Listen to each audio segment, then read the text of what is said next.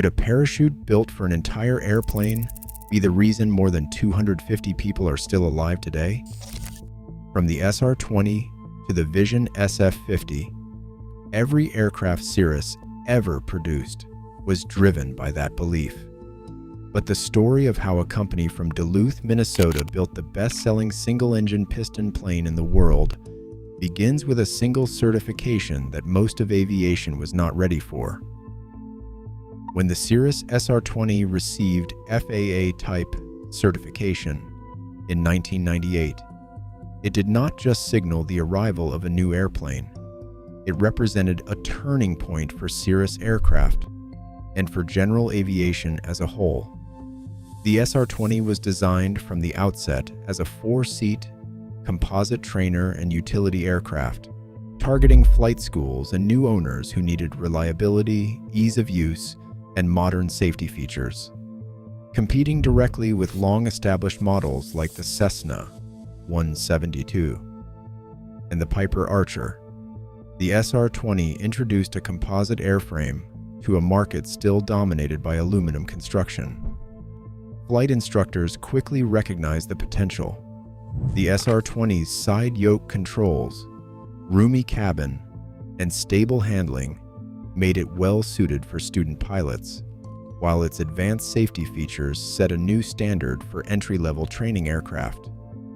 The most significant of these was the Cirrus Airframe Parachute System, known as CAPS, developed in partnership with Ballistic Recovery Systems.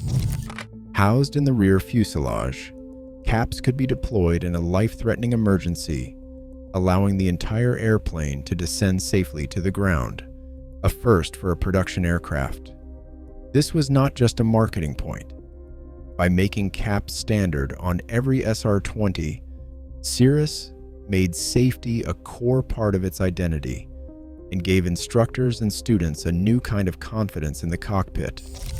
Certification was not a foregone conclusion.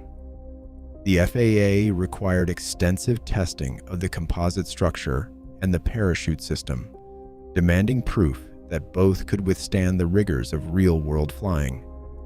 Cirrus responded with wind tunnel trials, structural redesigns, and repeated demonstrations of CAPS in action. Approval in 1998 cleared the way for factory production in Duluth, Minnesota, and established Cirrus as a certified manufacturer rather than just an experimental kit builder. For the company, this meant access to flight school contracts in the broader general aviation market. For pilots, it meant a new benchmark for what a modern training aircraft could be. The introduction of the SR-22 in 2001 redefined what owner pilots could expect from a personal aircraft. With a 310 horsepower Continental engine and a larger fuel capacity, the SR-22 offered a leap in performance and range over the SR-20, making non-stop cross-country flights a practical reality for private pilots. The aircraft quickly gained a reputation as the general aviation supercar, combining speed, comfort, and advanced safety features in a single package. By 2003, the SR-22 had become the best-selling single-engine piston aircraft in general aviation, a title it has held for over 2 decades. Cirrus's focus on the owner-pilot market paid off.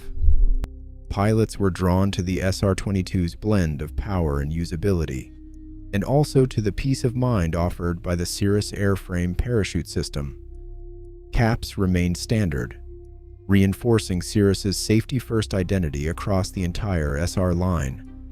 The SR-22's cockpit evolved as well.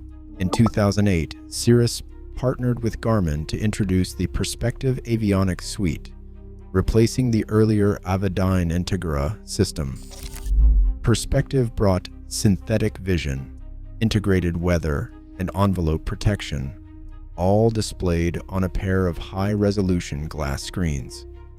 This move not only modernized the flying experience, it set a new expectation for what a personal aircraft's cockpit could offer. The SR-22T, launched in 2010, added a turbocharged 315 horsepower engine, pushing the service ceiling to 25,000 feet and allowing pilots to cruise above weather and terrain. This turbo option gave owner pilots the flexibility to plan longer, faster trips with fewer limitations. The SR22's runaway success provided Cirrus with a stable revenue base, fueling research and development for future models. Its widespread adoption among private owners, air taxi services, and special mission operators cemented Cirrus's dominance in the high-performance piston market and created the financial momentum needed to pursue more experimental designs. Cirrus saw a new opportunity in the late 2000s. The company noticed the growing market for light sport aircraft, or LSA. The idea was simple: offer a Cirrus for pilots who wanted a lighter, more affordable airplane that could be flown with a sport pilot certificate. The result was the SR Sport, a model that borrowed much of its design from the established SR20, including the composite airframe and signature side yoke controls. It promised the same Cirrus look and feel, but with a lighter footprint and a lower barrier to entry. The timing seemed right. LSA rules had opened the door for new pilots and flight schools, and competitors like the Flight Design CTLS and the Icon A5 were already drawing attention. Cirrus aimed to capture these buyers with a 4-seat composite aircraft that met LSA weight and performance limits. But the realities of production quickly set in. The SR Sport's advanced construction made it more expensive to build than purpose-designed LSA models.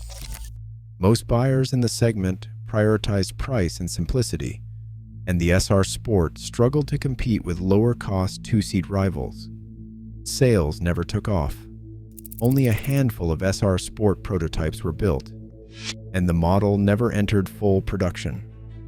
The experience showed Cirrus where the boundaries of the SR platform lay, and why for this market, a clean sheet design often wins over a scaled-down version of a more complex aircraft.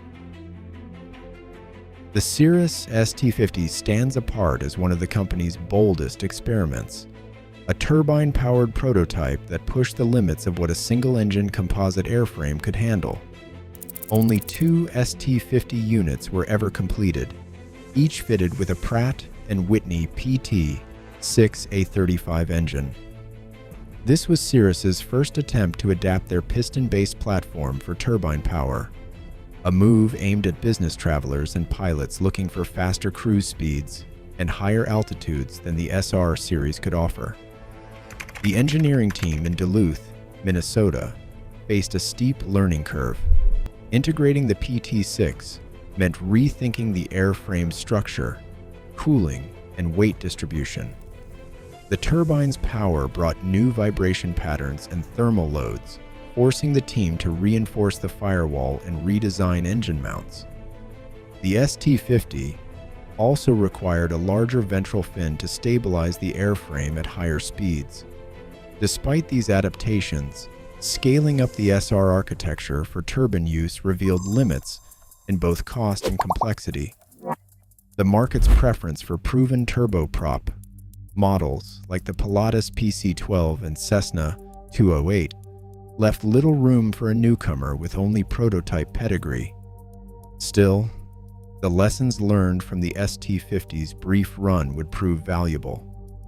The project gave Cirrus first-hand experience in turbine integration, high-speed aerodynamics, and electronic engine monitoring, knowledge that would later shape the Vision SF50 jet. The ST50's story is a reminder that even short-lived experiments can leave a lasting imprint on a company's future. The arrival of the Vision jet signaled a leap into a new era for Cirrus and for general aviation. This was not just the first single-engine personal jet with a whole airframe parachute, but also the first to offer Safe Return, a hands-free emergency auto-land system. In October 2019, Cirrus and Garmin jointly announced safe return for the Vision SF50, instantly raising the bar for what owners could expect from cockpit automation. The system's purpose is simple but profound. If a pilot becomes incapacitated, any passenger can press a single button. From that moment, the aircraft takes over, selecting a suitable airport, communicating with air traffic control, managing power and flight controls, and flying a stabilized approach, all the way to a full stop on a runway at least 5,836 feet long. For the Garmin team, led by product managers who spent years refining the software, the challenge was to make this process truly passenger-friendly. The safe return button sits within easy reach, and the system's logic is designed to handle everything from weather checks to fuel calculations without human intervention. This level of automation, once reserved for commercial jets, now exists in a personal aircraft built in Duluth, Minnesota. Cirrus and Piper were the first general aviation manufacturers to announce such a capability, but the Vision Jet's implementation set a new standard. Safe return does not just help in rare emergencies, it redefines peace of mind for everyone on board. For many in the industry, this technology represents the next frontier, a world where safety is not just about surviving the unexpected, but about making advanced protection accessible to every pilot and passenger. The story of Cirrus innovation begins in a modest Wisconsin workshop, where the Klappmeyer brothers and engineer Jeff Viken set out to build something different, a high-performance all-composite kit plane called the VK-30. On February 11, 1988, the VK-30 lifted off for its first flight, powered by a rear-mounted propeller and shaped by lessons from NASA's laminar flow wing research. The composite construction was more than a technical experiment. It became the backbone of every Cirrus aircraft that followed, allowing for strong, lightweight airframes that could be shaped for both speed and comfort. But the VK-30's most lasting legacy isn't just in its materials or its shape. It is in a safety philosophy that would soon redefine general aviation. In the early 1990s, the Klappmeyers reached out to Ballistic Recovery Systems, a small team in South St. Paul, Minnesota, led by engineers who believed a rocket-deployed parachute could save entire airplanes, not just pilots. The partnership between Cirrus and BRS produced the Cirrus Airframe Parachute System, called CAPS, a bold answer to the question of survivability in flight. The system relied on a solid fuel rocket to launch a parachute from the rear fuselage, strong enough to lower the whole aircraft safely to the ground in a dire emergency. The numbers speak for themselves. As of 2024, Cirrus credits CAPS with saving more than 250 lives. Each activation, logged and studied, stands as proof that a fundamental shift in safety is possible when engineering and vision align. The VK-30 may have flown in small numbers, but its composite heritage and the CAPS breakthrough are woven into every Cirrus aircraft built in Duluth, Minnesota. The legacy is measured not just in airframes, but in families reunited and futures restored. Today, Cirrus builds every aircraft in Duluth, Minnesota, a company defined by life-saving CAPS innovation and the Vision SF50's safe return Autoland. More than 250 lives owe their safety to these breakthroughs. But as automation and safety reshape general aviation, what would you trust your life to at 8,000 feet?